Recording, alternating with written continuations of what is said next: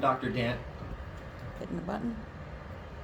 Hey guys, I'm Dr. Dan McDyer, and I'm working with a company called A Mother's Gift, which you are familiar with. I'm helping collect placental tissues for them for the wound healing industry. And I met with Chris Kovacs last week just to explain the program to him in detail. I think there's a little confusion about what exactly this program represents.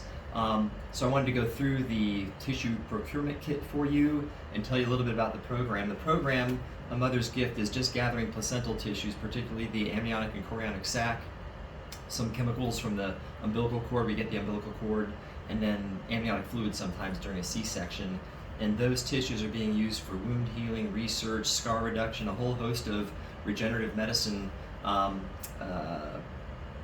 programs. And there's a global shortage of placentas, so this company approached me, given the fact that I'm a board member of a very large OB/GYN group, to see if I might be able to help them acquire more placentas, and indeed it's working out very well.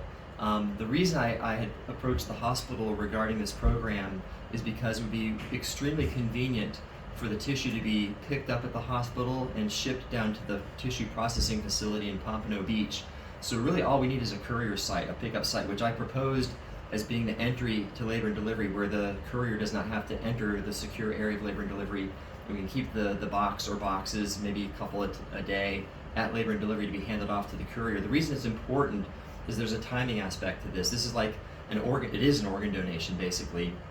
So the tissue has to be put on ice within 6 hours of acquisition, then it has to arrive at the tissue processing facility within 48 hours. The tissue kits are insulated enough to maintain a temperature cool enough for 48 hours.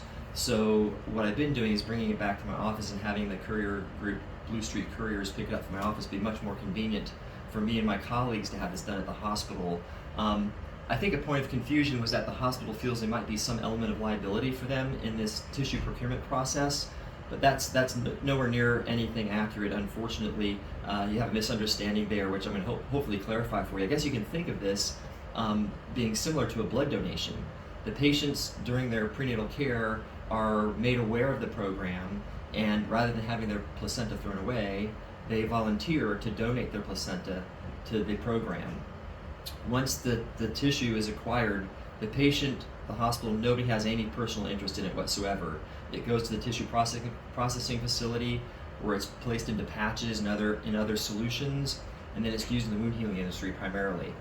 So there's no responsibility the hospital would have. The patient has no expectations about the tissue going anywhere and coming back to them. So there's no liability, and they actually indemnify the hospital and us in the consent form, which they sign, which I forwarded to you guys. That's right in there, so you can check that out. So there's really no concern for the hospital. I was just hoping that we could set up a tissue pickup site at the hospital, particularly at the entry to labor and delivery. So I'll go real quickly through the kit. You might understand things a little better. It's a completely insulated kit.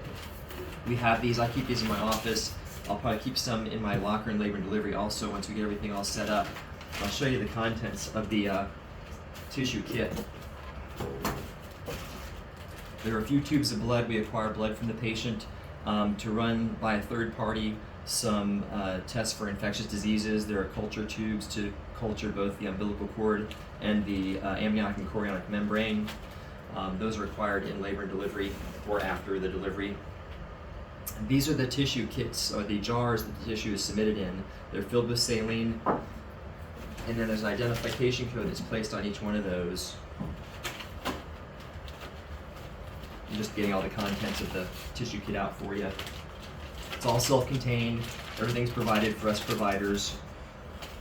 So there, when the patient consents to have her placental tissues donated to this program, she's assigned a donor number so that everything be tracked, including the blood, the cultures, and the tissue, through the entire process to match everything up in case there is a reason not to be able to use the tissue. So after the patient delivers, the placenta is prepared by cutting the amniotic and chorionic membrane away from the disc of the placenta, and then the umbilical cord is cut away from the placenta. They're rinsed and then cultured. Well, they're cultured before the rinse. They're rinsed off and then placed in this little tissue jar. They're rinsed with the saline that's included in the kit, and then the label for the patient identification information is placed there with the date and time that was acquired. And then the cultures and blood are packed into the tissue kit right there. and then it's iced up. The couriers are going to be bringing ice, and the courier group, which is a phenomenal group, they're incredibly cooperative, everything we've asked of them. They're willing to come to pick up at 3 times a day, 8, 1, and 5, or something like that. So we don't have too many patients that deliver who want to donate their placentas where we can't get those placentas on ice in time. So that's basically the procedure. The tissue's acquired, it's packed back in the styrofoam cooler, placed on ice by the courier when he or she picks it up at the facility, then it's off to Pompano Beach overnight for an 8 a.m. delivery.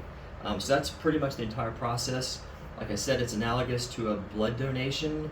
Once it's given, there's no expectation from the donor.